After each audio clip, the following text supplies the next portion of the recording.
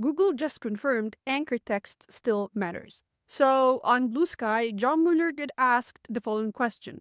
Link context question. A long time ago in a galaxy not so far away, when indexing, Google used anchor and title to understand the context of a hyperlink, i.e. what a user should expect on their end. Would it be fair to say that ARIA label has replaced the title attribute? So basically what John Mueller here said, I'd focus on the visible anchor text if you want to provide more context for search engines. Make it obvious to everyone what the link page is for. So what's going on? So this is a basic HTML code, right? You have here the H1. You can see it here. Some random text. It's here. Any changes you make, random change, and you click run, you see it here right away. So I'm going to link to this in the description below so you can play around with it. So this is an example of a link.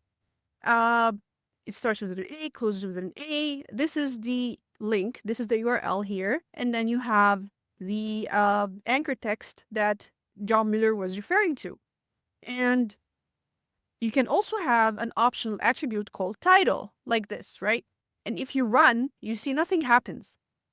Nothing is going to change. But actually, there's a change. If you hover your mouse over the link, you get a small text appearing saying hello world, this exact text.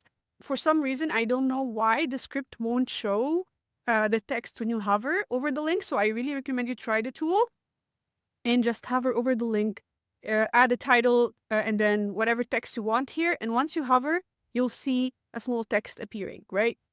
So the question was basically, is this title sufficient? Do we need to use anchor text? And John Mueller said yes. So don't leave your anchor text empty, and it should be describing what you're linking to. Yeah, give it a try and see you next video. Bye.